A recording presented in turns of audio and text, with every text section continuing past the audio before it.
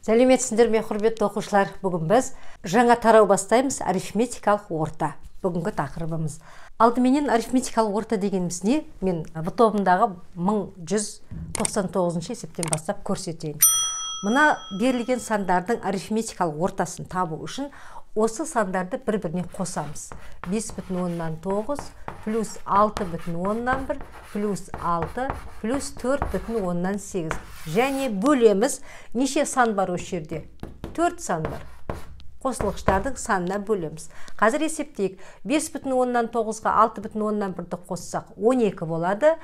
6-ге қосамыз 4,8-ді, 10,8, сонда 22,8-ді 4-ге бөлеміз, 5,7-ге тең болады. Мінеке арифметикалық орта деген берілген сандарды қосып, қосылғыштардың санына бөлу керек. Келесі есеп 1200 есеп. 3 жерге бидай егілді дейді. 16 гектар жерге 280 центнер. Яғни 16 гектар жерден 280 центнер бидай өнім алған. 12,5 гектардан 225 центнер алған. Және 11,5 гектар жерден 197,8 центнер өнім алған. Бізден есеп сұрап отыр. Әр гектарынан орташа есеппен қанша өнім алды дейді.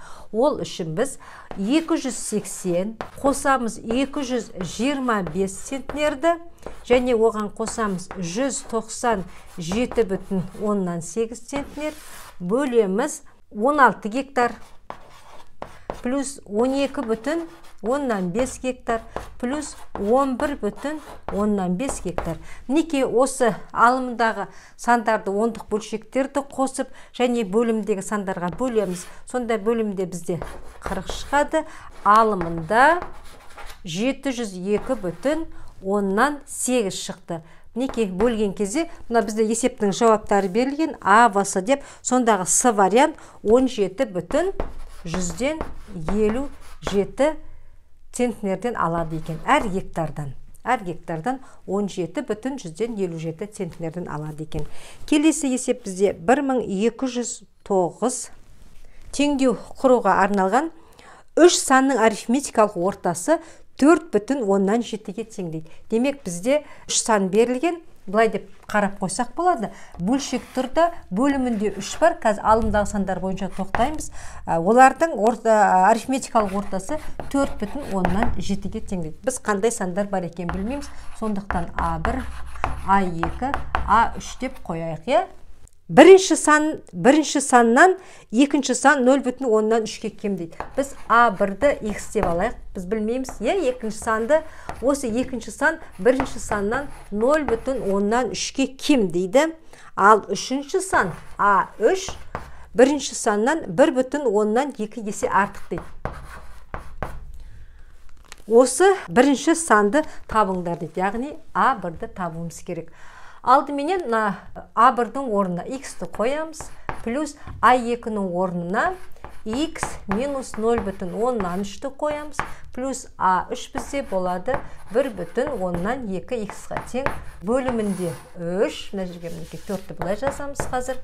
Бөлімінде 3 тең 4,7-ге. Қазір пропорция деп қараймыз. Сол кезде X плюс X минус 0,3 плюс 1,2 X тең 4,7-ні 3-ке көбейтсек 3,7 21, 12, 14, 14,1 шығады бізде. Әрі қарай X-тарды топтап жинайық. X пен X-ті қосса 2X болады, оған 1,2 X-ті қоссақ 3,2 X минус 0,3 тең 14,1 әрі қарай 3,2 0,3 X жоқ қой балдар, нақты сан ғой шығып жатырған. 3,2 X тең 14,1-ге қосамыз 0,3-ді. Сол кезде 3,2 X тең 14,1-ге 3-ті қоссақ 14,4 шығады. X-ті табу үшін 14,4-ті бөлеміз 3,2-ге. X тең бөлсеңдер 4,5 шығады. Неке біздегі бірінші тұрған сан демек жауабы 4,5-ге тең екен. Келесі есеміз балалар 1210 есеп. Кітапхананың оқу залында орташа жасы 21-ге тең 24 адам бар дейді. Яғни бізде мынандай болып тұр. Бөлшектің бөлімінде 24, өткен адамның саны 24 қой, ал орташа жасы 21. Қанша адам бар екен, біз олардың жастарының қосындысын біз қанша екенін білмейміз. Осы залдан бір адам шығып кеткенде қалғандарының орташа жасы 20-ға тең болды дейді. Оқу залынан шығып кеткен адам неше жаста дейді. Алдыменен мына жердегі, яғни орташа жасты тауып алайық. X тең 21 көбейтеміз 24. X тең 504-ге тең болады. Қазір енді мынаны жасаймыз. Мына адамдардың қазір біреу шығып кетеді, сол кезде 504 жастан қандайда бір жас кемейді ғой. Сонда адамдардың саны да кемейді. 24 адам 23 болып қалады. Сол кездегі орта жас 20 дейді. Әрі қарай 504 минус X тең 20 көбейту 23. Әрі қарай 504 минус X тең 20-ны 23-ге көбейтсек 460 болады.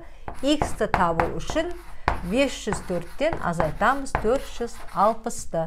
Сонда X тең 44-ге тең болады. Демек, жаңағы шығып кеткен адамның жасы 44-те екен. Келесі есеп бізде балалар 1215 есеп. Бұл С деңгейдегі соңғы есептер, енді сәл қиындығы бар. Былай дейді. Автобуста орташа жастары 24 жас бірнеше жолаушы бар дейді. Яғни орташа жасы 24 дейді. Демек, теңдіктен кейін 24 тұр. Және біз қанша жасы, неше адам бар білмейміз ғой. Сосын және олардың жастарын да білмейміз. Сондықтан сол автобуста отырған адамдардың барлығының жастарын қосқанда X деп қойайық. Ал адамдардың сан Y деп қойайық. Және мына жерге жазып қойайық. Жастарының қосындысы мынау. Y адамдардың саны автобустағы.